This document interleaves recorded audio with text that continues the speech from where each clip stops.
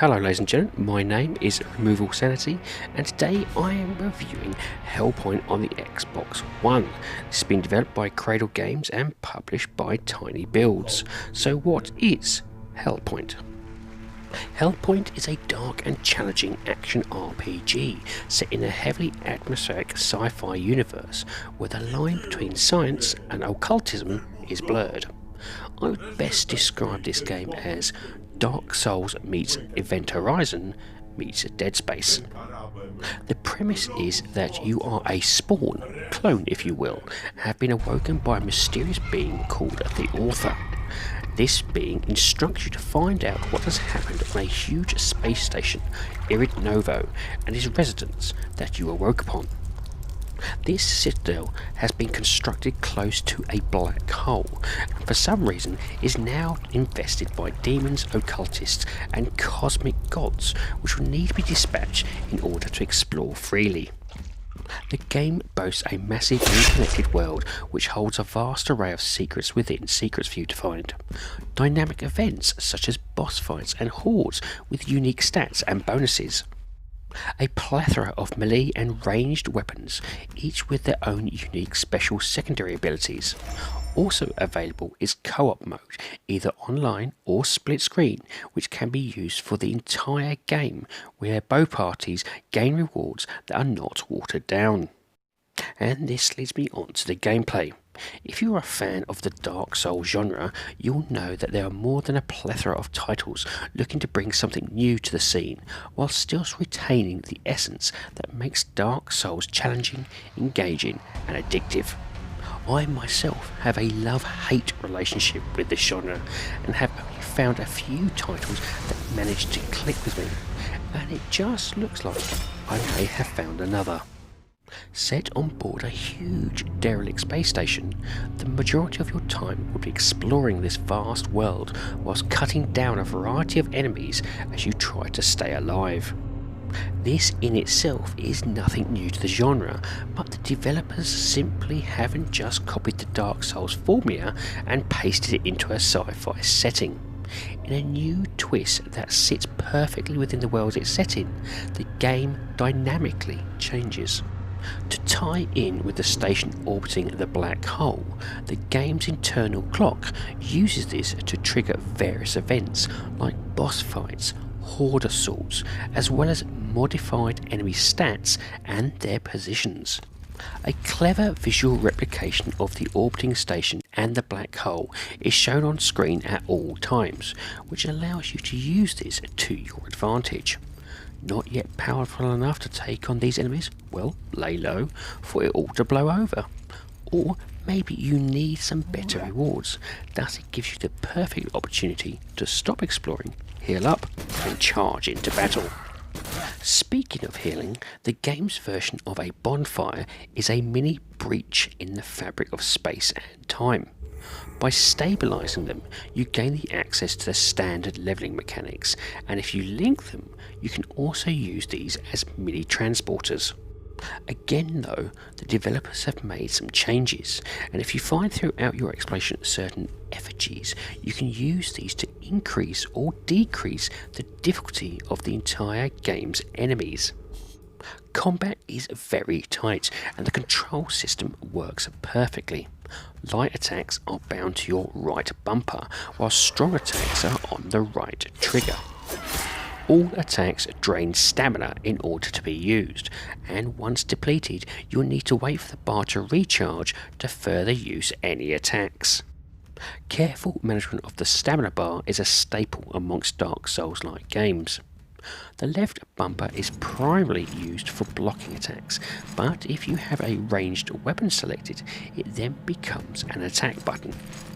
That's right, Hellpoint has added the inclusion of ranged weapons, which adds a new tactical layer to your combat stance. This means you can truly adapt your attacks and break from engagement while still maintaining effective damage to your enemies. Left and right on the D-pad switches weapons and their secondary abilities, whilst up activates your cube companion and down uses a health module. The game also includes a jump function by using the button A, which works perfectly for its more vertical environments. Evading is as simple as pressing button B, but timing this with an attack can also provide you with a rush attack. One thing the game encourages you to do is constantly spot the enemy at hand. To push you into this, you are given upgradable health modules which can be refilled at breaches, but also gradually by attacking your enemies with a melee weapon. This is also the exact same method to recharge your energy bar, which is the primary source of power for your ranged weapons.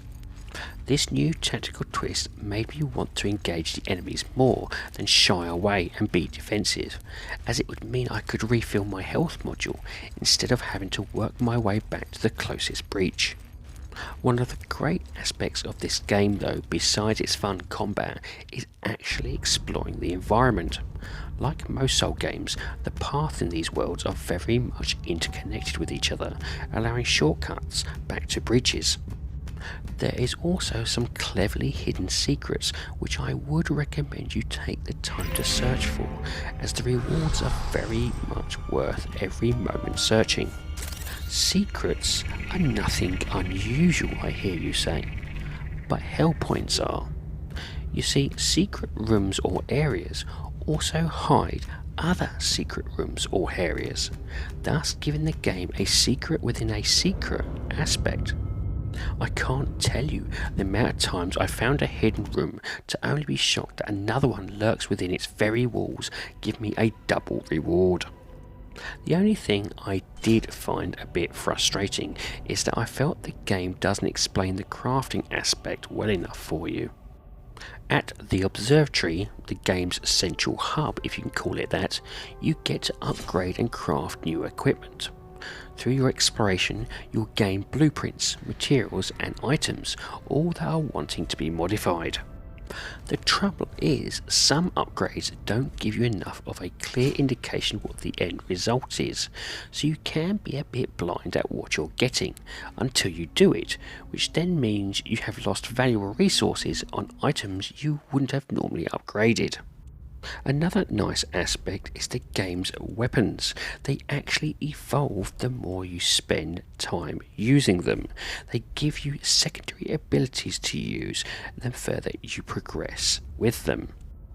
So what about the graphics? Environments are fantastic and sell this lived-in space station that has now quite literally gone to hell.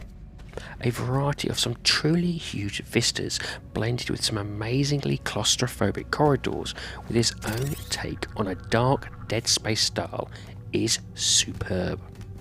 You may also think you are limited to only inside the station, but find and repair a particular suit and you can go outside to really enjoy the amazing view of that black hole.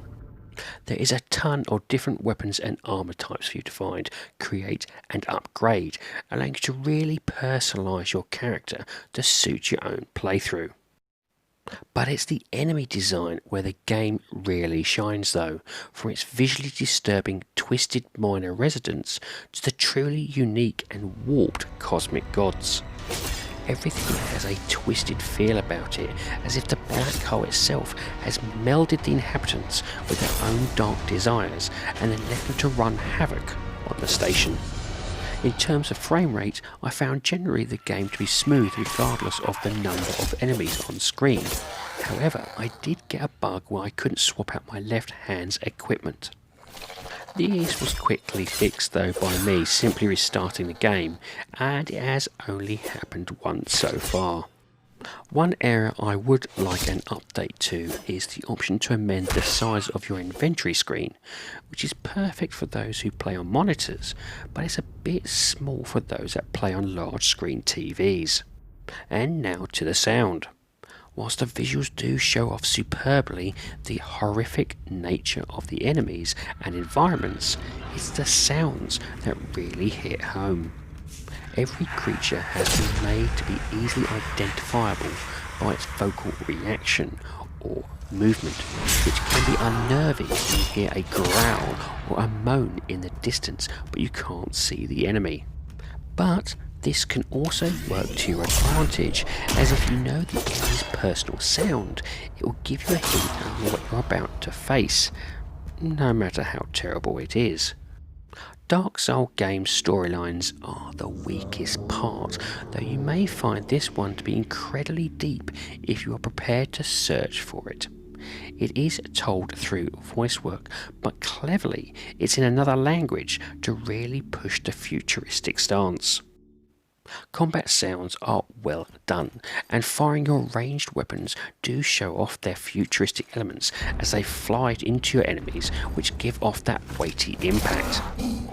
Echo has been particularly used very well here, as often I would find myself trying to work out what a noise was, and then realise it was my armour's boots echoing through the area. The game's music is also equally tense and exhilarating, due to spooky ethereal tones when exploring, ramping up to a more hectic adrenaline-pumping soundtrack when in battles.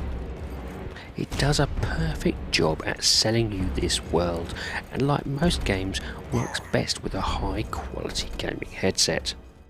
And this leads me onto the rating of the game. Now I rate games in order of avoid, on sale, great purchase, and must own.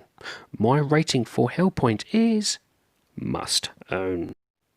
As someone who finds it hard to really engage with this genre, this was a breath of fresh air that just clicked. From the game's unique take on combat to its addictive exploration, the developers have created a game that stands apart from the crowd whilst remaining true to the Dark Souls ethos.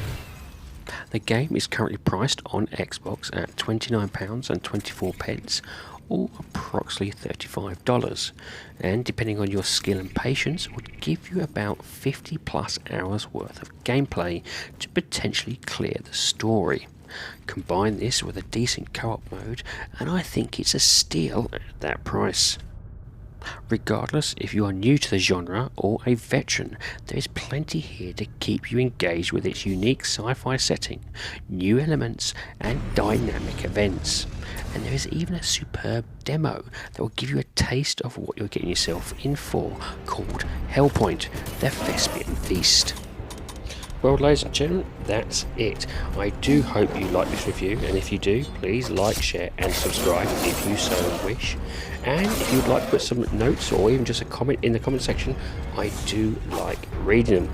Anyway, have a great time gaming, and I'll see you all again soon.